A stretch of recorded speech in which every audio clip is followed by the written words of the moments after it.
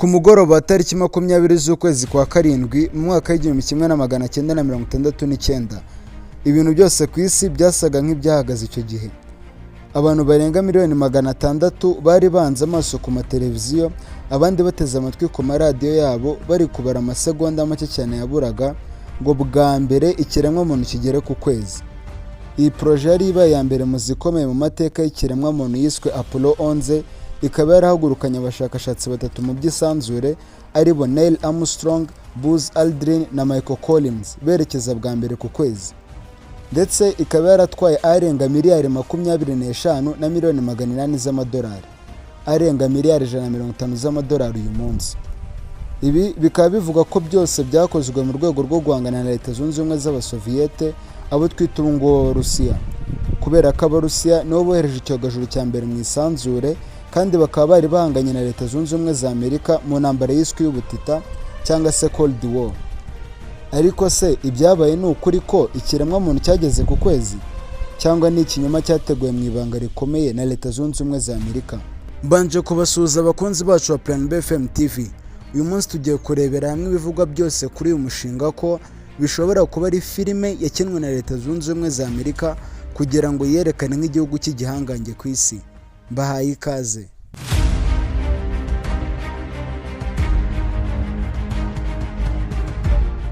Ku itariki ya 25 z'ukwezi kwa gatanu mu mwaka w'1961, Perezida wa Amerika John F. Kennedy yahagaze imbere y'inteko ishinga amategeko ya Amerika maze avugira imbwirwaruhamwe yahinduye icyerekezo cy'isi. I believe that this nation should commit itself to achieving the goal before this decade is out of landing a man on the moon and returning him safely to the earth. Yagize ati, nizeye ko iki gihugu cya Amerika kigomba kugera ku ntego y'uko mbere yuko iki kinyacumi kirangira, ubwo yavugaga hagati y'umwaka w'1961 kugeza mu mwaka w'1970, yuko Amerika izageza umuntu bwa mbere ku kwezi ndetse akanagaruka ku isi ari muzima atekanye.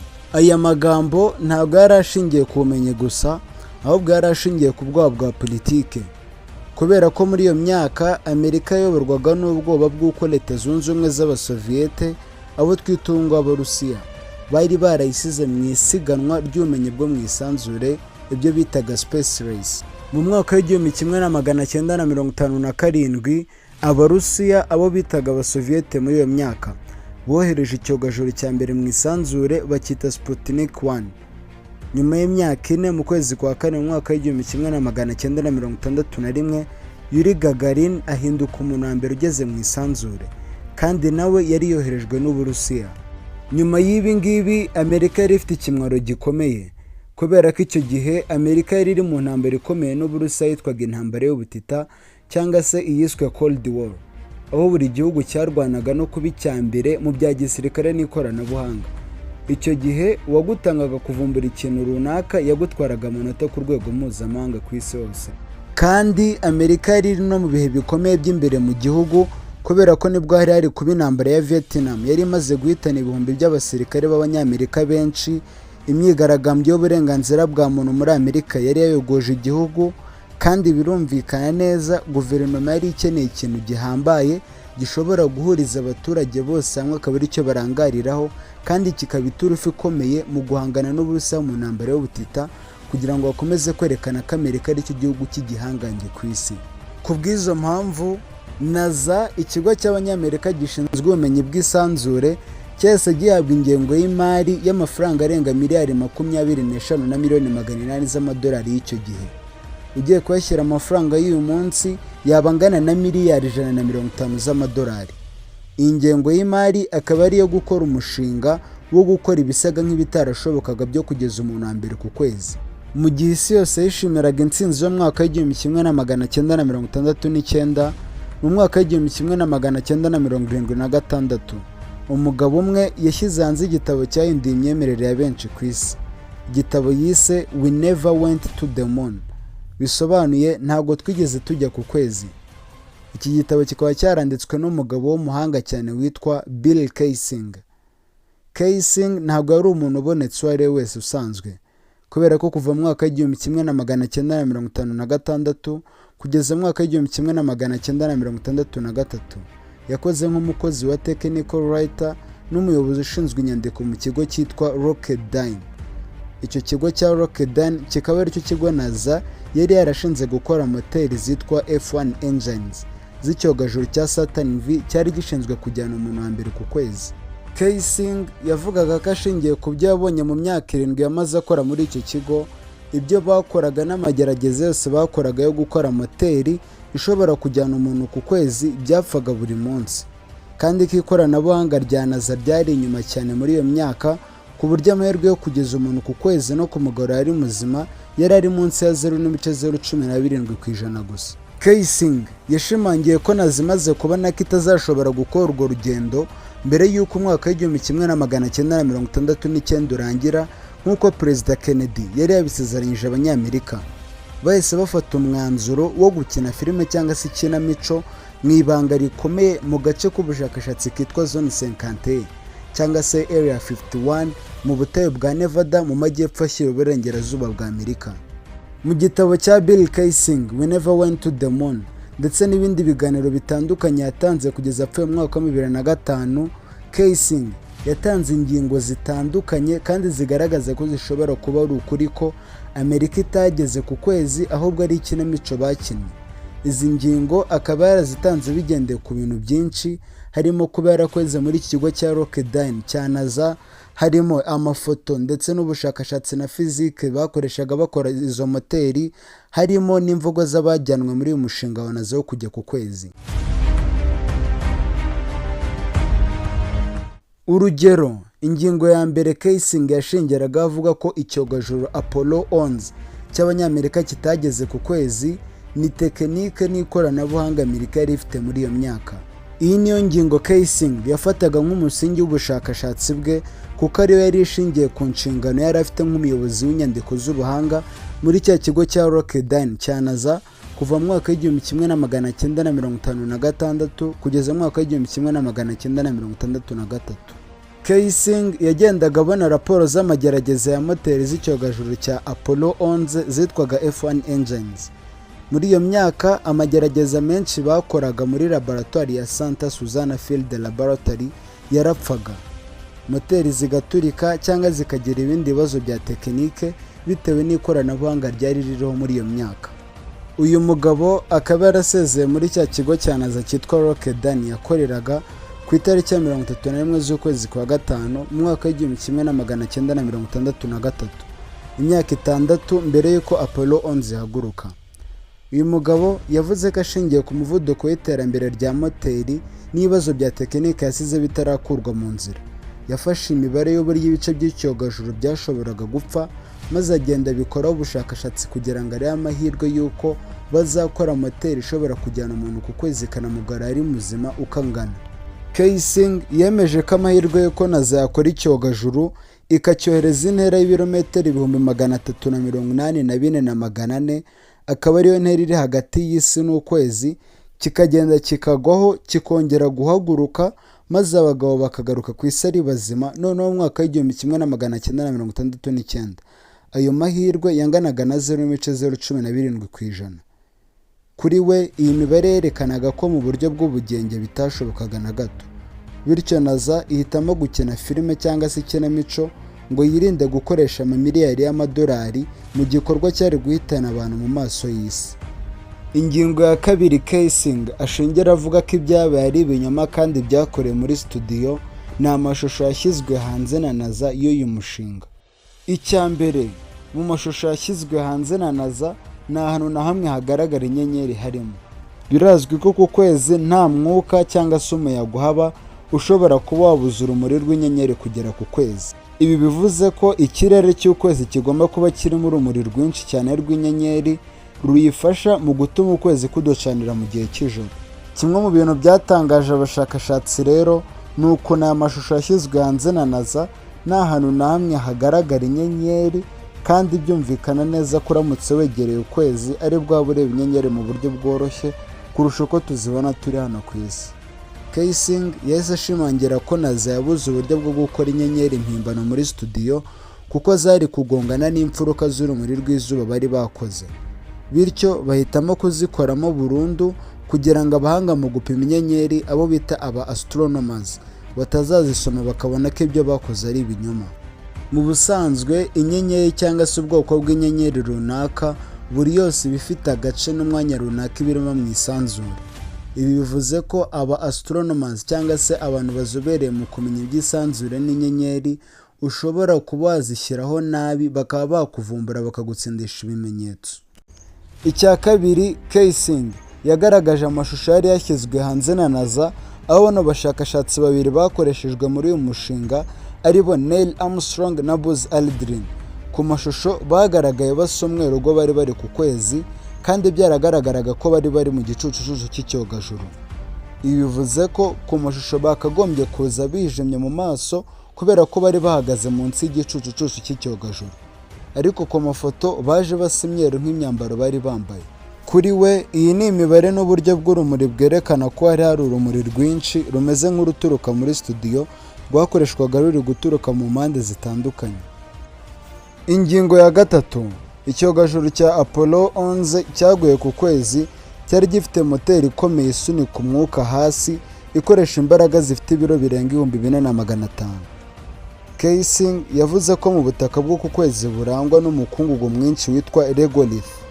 Ibi bivuze ko moteri nk'iyi yakagombye kuba yaratatanyije umukungu mu buryo bukabije ikahasiga icyobo kinini iki cyogajuru cyari guhagararaho.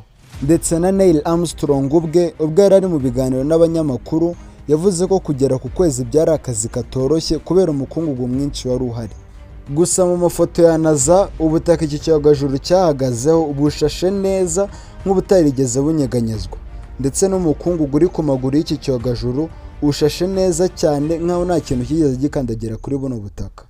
Ibi bikaba byaratangaje abashakashatsi benshi cyane, aho Neil Armstrong bivuga ko yageze ku kwezi avuga ko kugira ngo balandinge ku butaka bwo ku kwezi byari ikibazo gikomeye bitewe n'ibitaka byari bihari, ariko ku mafoto NASA yashyize hanze bikaba bigaragara neza ko icyogajuru cyaguye ahantu hashashe nta taka nta n'ivumbi na rimwe ryigeze ryatumuka.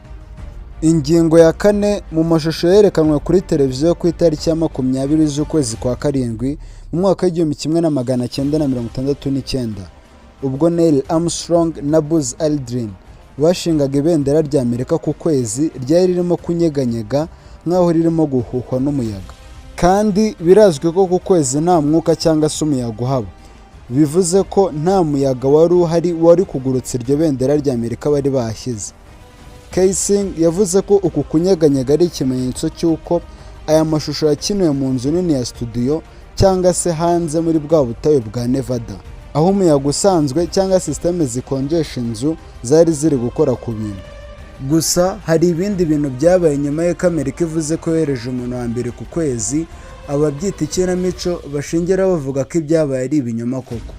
Muri byo harimo yuko abantu bose bagize uruhare muri operasiyo, abenshi muri bo bahise bagwa ikiruhuko cy'izabukuru, abandi bagashakirwa imyanya myiza ikomeye mu bigo bikomeye ku isi, aho kugira ngo bakomeze ubushakashatsi banohereza ibindi byogajuru mu isanzure. Ikindi kandi nyuma y'aba ngaba bahawe ikiruhuko cy'izabukuru, abenshi muri bo batanashaje, n'abandi bahawe imyanya myiza ikomeye mu bigo bikomeye ku isi, binavugwa ko hari abandi batangiye gupfa mu buryo butunguranye kandi butizewe. Kuri ibi hagenda hiyongeraho ibivugwa ko NASA yaba yarifashishije umuyobozi w'amafilime rurangiranwa muri iyo myaka witwaga Stanley Kubrick, wari umaze gukora filime yo mu isanzure mu mwaka w'1968 yitwaga 2001 A Space Odyssey, ngaba ariwe uyobora ikinamico y'irifatwa ry'amashusho. Uru rugendo rwerekeza ku kwezi rwari rurimo abagabo batatu b'inzobere. Uwa mbere yitwaga Neil Armstrong, bivuga ko ariwe wa mbere wakandagiye ku kwezi ari kumwe na mugenzi we Buzz Aldrin, ndetse n'uwari utwaye icyogajuru ariwe Michael Collins. Ariko se ubuzima bwabo bwagenze bute nyuma y'iki gikorwa gihambaye? Neil Armstrong, umugabo wa mbere wakandagiye ku kwezi, nyuma y'iyo operasiyo yahise ahinduka umuntu utajya mu ruhame cyane. Akaba yarasezeye muri NASA mu mwaka w'1971, areka kuvugana n'abanyamakuru mu buryo bwa hafi, yigira kwibera umwarimu mu cyaro muri kaminuza ya Cincinnati. Kaysing n'abandi bashakashatsi benshi bakaba bemeza ko Armstrong yari arimo guhunga ubuzima bw'ikinyoma yari akomeje kubamo. Ku itariki ya 20 z'ukwezi kwa karindwi mu mwaka w'1994 ubwo yari ari mu birori byo kwizihiza imyaka 25 ishize operasiyo ya Apollo 11 irangiye, Neil Armstrong yatanze imbwirwaruhamwe ari kurira cyane muri White House agira ati, hari ibintu byiza cyane bishobora kuvumburwa n'uzashobora gukuraho imyenda y'ikinyoma iduhishe. Aya magambo abantu benshi bakaba barayafashe nka kode y'uko hari icyo yahishe mpaka yitabye Imana mu mwaka wa 2012. Buzz Aldrin we ubuzima bwe bwaje kuba bubi cyane nyuma y'urugendo. Yaje kwinjira mu bihe byo kurwara depression, ubusinzi bukabije ndetse asenya n'ingo ze yabagamo. Aldrin akaba yararangwaga n'umujinya mwinshi cyane igihe cyose yabazwaga ku kinyoma cy'uko yageze ku kwezi. Ndetse no mu mwaka wa 2002 igihe umushakashatsi witwa Bart Siebler yamuzaga amusaba kurahirira kuri Bibiliya ko yageze ku kwezi, nta kindi Aldrin yakoze uretse kumukubita igipfunsi mu maso. Uwa gatatu ari we wari ubatwaye muri iki cyogajuru ari we Michael Collins, nawe yasezeye muri NASA mu mwaka w'1970 maze ahinduka umuyobozi w'inzu ndangamurage. Ariko akaba yarakomeje kuba mu buzima butuje cyane yirinda itangazamakuru kugeza yitabye Imana mu mwaka wa 2021. Igitangaje kurusha ibindi byose ni imvugo zavuye muri NASA ubwayo muri iyi myaka ya vuba. Mu gihe umuntu yageze ku kwezi mu mwaka w'1969 akoresheje ikoranabuhanga rya mudasobwa ryoroshye cyane kurusha iriri mu isaha cyangwa telefone tugendana uyu munsi, NASA irimo kugorwa no gusubirayo binyuze mu mushinga wayo mushya witwa Artemis. Zimwe mu mvugo zamenyekanye cyane mu myaka ya vuba harimo y'umushakashatsi n'umwenjeniyeri mukuru muri NASA witwa Don Pettit. I'd go to the moon in a nanosecond. The problem is we don't have the technology to do that anymore. We used to, but we destroyed that technology and it's a painful process to build it back again. Yaragize ati, nshobora kujya ku kwezi mu gice cy'isegonda, ariko ikibazo nuko tutagifite ikoranabuhanga ryo kubikora na rimwe. Twahoze turifite ariko twasenye iryo koranabuhanga kandi ni igikorwa kigoye cyane cyo kongera kuryubaka. Abatavuga rumwe na NASA bose bahise bibaza ikibazo kimwe. Ese bishoboka bite ko ikigo cy'ubushakashatsi nka NASA gisenya ikoranabuhanga n'inyandiko by'igikorwa gihambaye cyatwaye amamiliyari y'amadolari menshi mu mateka y'ikiremwa muntu? Kwerekana ko inyandiko z'icyogajuru cya Saturn V cyakoreshejwe muri operasiyo ya Apollo 11 na mudasobwa zacyo zagiye ziburirwa irengero mu buryo butangaje, bituma abantu benshi uyu munsi bizera ko nta koranabuhanga na rimwe ryigeze ribaho ryohereje umuntu ku kwezi, ahubwo ko byose byari umukino wa filime wakinwe mu gihe cy'intambara y'ubutita kugira ngo Amerika yerekane ubuhangange bwayo bw'ikinyoma. Mu gusoza, Apollo 11 yagumye mu mateka nk'intsinzi ikomeye, ariko ku rundi ruhande amatariki, amagambo ya Bill Kaysing, ubuzima bwa Armstrong n'ikoranabuhanga rya NASA ngo ryatakaye bikomeje kuba ikibazo cy'amateka abantu benshi batarasobanukirwa. Ese wowe urabyumva gute? Nyuma yo kumva imibare n'ibimenyetso byose, urabona Amerika yaba yarageze ku kwezi noneho mu myaka w'1969 cyangwa isi yose twarangariye filime yari iri gukinwa na Amerika? Andika igitekerezo cyawe muri komenti kandi ntibagirwe gukanda subscribe niba utarayikora, unasharinga kino kiganiro kuri bagenzi bawe. Ibiganiro byacu nakagaruka. Yari Sakalas, ciao ciao.